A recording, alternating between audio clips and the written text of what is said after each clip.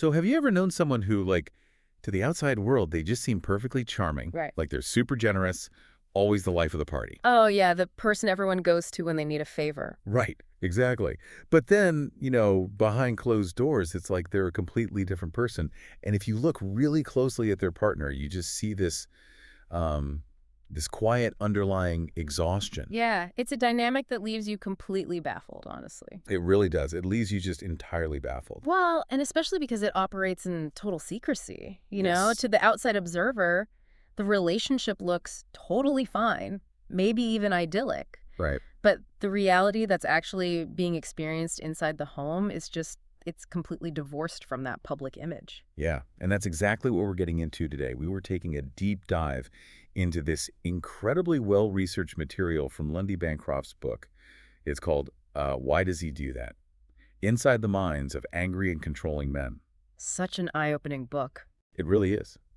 And we are unpacking the insights he gathered from, 15 years of experience counseling over 2,000 abusive men. 2,000, that is a massive sample size. Right. So we're looking at a dynamic that affects millions of people. And the mission here, our goal for this deep dive, is to really shortcut your way to understanding one of the most confusing interpersonal situations out there. Yeah, we want to get past all the pop psychology we see on social media and really look at the true root of controlling behavior. Exactly. Because it's a topic just filled with these surprising aha moments that, they will fundamentally alter how you view conflict in relationships. Oh, completely. Like, as I was preparing for this, I kept returning to this one specific analogy. Being in a controlling relationship, it feels like you're trying to solve a jigsaw puzzle, but someone else keeps secretly changing the shapes of the pieces while you aren't looking. That is a terrifying thought. Right. Because you think you found the edge, you think you understand the picture, and then suddenly, nothing fits. You start to think you're genuinely going crazy. But the most terrifying part is realizing the confusion is entirely by design. It's by design. The confusion is absolutely the point. And, to understand how an angry and controlling person operates, we first have to unlearn almost everything society tells us about why they act that way. Like the excuses we make for them. Exactly. Our culture has built up this massive mythology around abusive behavior, offering up, a dozen different excuses for it. Okay, so let's start with, the biggest excuse of all. Because I've always heard about the boiler theory of men. Oh, right. The pressure cooker idea. Yeah, this idea that men are socialized to be like literal pressure cookers. They bottle up all their emotions, the pressure builds and builds over time, and eventually, just because they have no healthy outlet, they just explode or snap. We hear that all the time. And honestly, it sounds perfectly logical because we all know what it feels like to be stressed or overwhelmed. Right, everyone gets stressed. But Bancroft completely dismantles this. He points out that abusers do not actually lose control. Wait, really? Yeah, their behavior is highly calculated, even when it looks completely chaotic. Well, wait, how can you say they don't lose control? Because, if someone is screaming, tearing through the house, and literally smashing things against walls, that looks like the absolute definition of a person who has lost all control of their faculties. It looks that way, right, until you examine the aftermath. So think about this guy from the counseling sessions, a man named Michael. Okay. His partner described these absolute rampages where he would scream and just destroy things in the house. It terrified her. Obviously. But when Bancroft asked her to catalog whose belongings Michael was actually breaking, a pattern emerged. Oh, let me guess. He never broke his own stuff. Wow. Not his golf clubs, not his expensive electronics. He only ever smashed her things or, items they shared. And furthermore, she was always the one left cleaning up the mess. That is so dark. So he's literally mid-rage, supposedly out of his mind, but he has the presence of mind to be like, oh, that's my TV, I'll smash her vase instead. Exactly. If a person truly loses control in a blind rage, their destruction is indiscriminate. They wouldn't possess the presence of mind to carefully select their partner's valuables while sparing their own. It's chilling when you realize the implications of that. Yeah. Like that selective destruction means the rage is just a tool. It is a tool. Consider another case from the source involving a violent man named Ty. He admitted during a session that he could be in the middle of a terrifying violent rage, shouting, threatening his partner. Just totally going off. Yeah. But the absolute second a police car pulled up outside, he would instantly calm down. Like a switch flipped. He would open the front door, sweet-talk the officers in a perfectly level voice, and essentially frame his terrified, crying partner as the one acting erratic and, crazy. Which completely shatters the idea that they can't help it. If you can turn off a blind rage the moment a police officer arrives, you are in complete control of your actions. 100%. But what about past trauma? Because we hear so much about cycles of abuse, right? Doesn't a terrible childhood or unresolved trauma cause someone to act this way? So past trauma explains a person's pain. It can explain why they struggle with trust or why they experience depression. It does not cause abusiveness. Interesting. Yeah, millions of people survive horrific childhoods and never abuse their partners. Using trauma as an excuse is really just another way to avoid accountability. Well, I have to push back on the whole anger management industry then. If this is truly just an anger issue, why don't we see these guys losing control and assaulting their bosses when they get passed over for a promotion? Right. Or, like, screaming at their friends over a disagreement? Why is this explosive anger reserved exclusively for their partner behind closed doors? That is the exact question Bancroft asks his clients. He tells them point blank, your problem isn't that you lose control of yourself.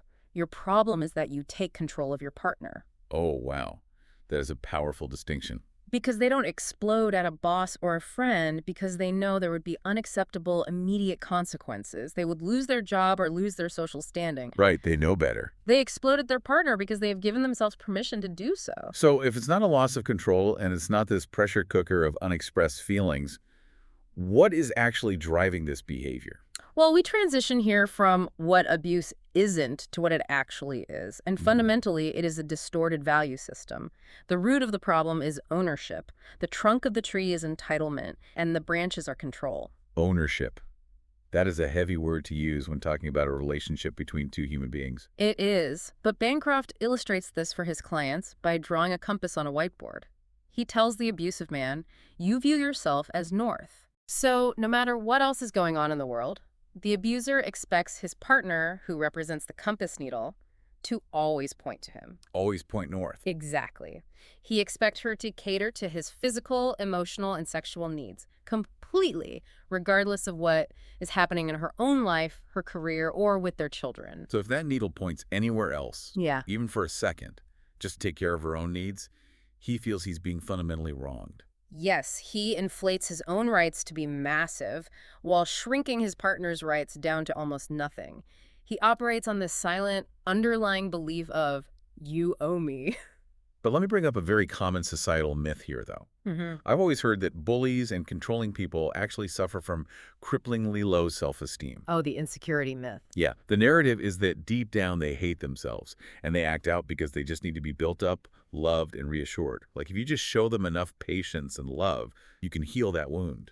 That is so common, but feeding an abuser's ego does not heal them. It actually makes them demand more. Yeah, the misconception comes from confusing insecurity with entitlement. They aren't fundamentally needy or lacking self-worth. They are supremely entitled. Okay, I see. So if you praise them, cater to them, and sacrifice your own needs to build them up, they don't think, wow, I'm finally loved, I can relax now. They think, yes, this is exactly the royal treatment I deserve, and you better keep it coming. So it's not like pouring water into a bucket. It's more like a black hole. It doesn't just absorb the light and validation you give it. It actually warps the gravity of your entire reality until everything orbits around them. That is a great way to put it. And, the remorse they occasionally show after a major incident, that often reinforces this myth of low self-esteem. Like when they cry and apologize. Right. They might cry and say they are a terrible person. But that usually isn't genuine self-reflection. It's a manipulation tactic to avoid consequences or temporary discomfort because they look bad in that moment. Their core belief remains entirely intact. Their needs matter. Yours don't. So knowing how deeply entitled these individuals are, you really have to wonder how they get away with it in the real world. Like, how do they convince everyone else that they are the good guy? Well, they possess an absolute mastery of twisting reality. This reality inversion is one of the most psychologically damaging aspects for the partner. Abusers are experts at reversing cause and effect, convincing everyone, sometimes even the victim, that the victim is the actual aggressor. There is an example in the material about a couple, Emil and Tanya, that really highlights this mechanism. Oh, that story is so telling. It really is. So Emil was physically choking Tanya. She was literally fighting for her life, and she kneed him in the groin to defend herself and break his grip. Pure self-defense. Right. But Emil's reaction was to claim she was the one abusing him. He used her desperate act of self-defense as justification to escalate his own violence, framing himself as the victim of an unprovoked attack. This demonstrates how the abuser views any resistance to their control as a literal attack. If you stand up for yourself, you are abusing them. If you ask them to do their fair share of household chores, you are controlling them. Is madness. It is. They hold this lens of entitlement over their eye that just flips the entire world upside down. And this ties directly into their ability to maintain a public versus private facade, right? Yeah. Because we aren't just talking about shadowy figures in dark alleys.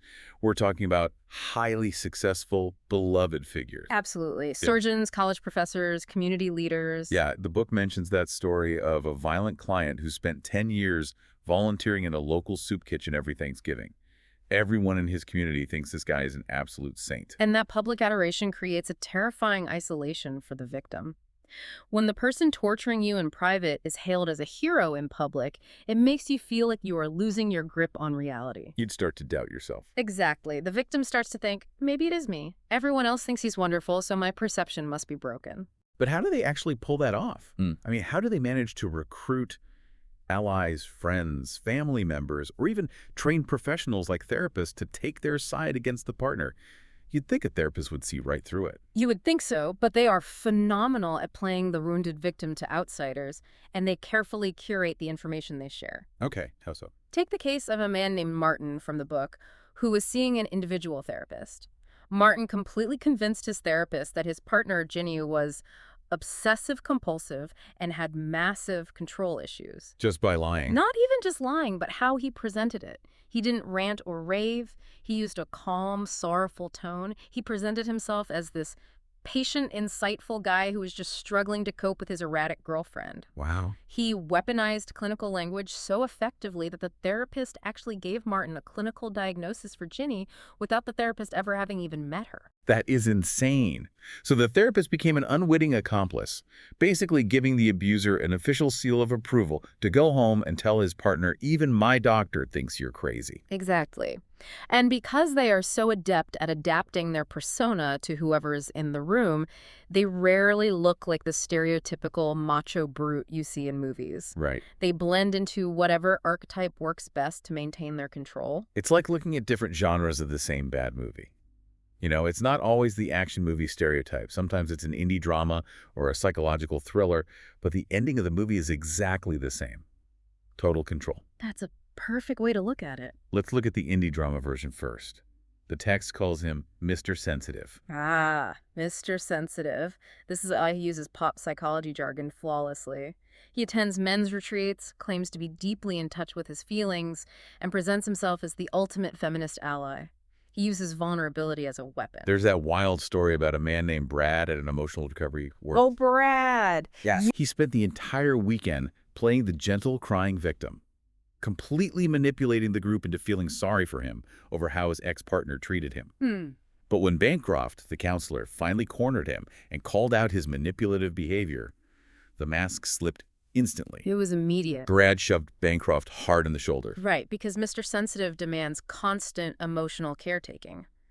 If you hurt his feelings even slightly, you have to grovel and process it for hours. But if he hurts you, he weaponizes that same therapy language against you. Like what kind of language? He tells you to let the feelings go, or accuses you of projecting, or says you're holding on to toxic resentment. Turning it all back on you. So manipulative. And then you have the psychological thriller version, the water torturer. This type is terrifying. It is, because he proves definitively that anger doesn't cause abuse.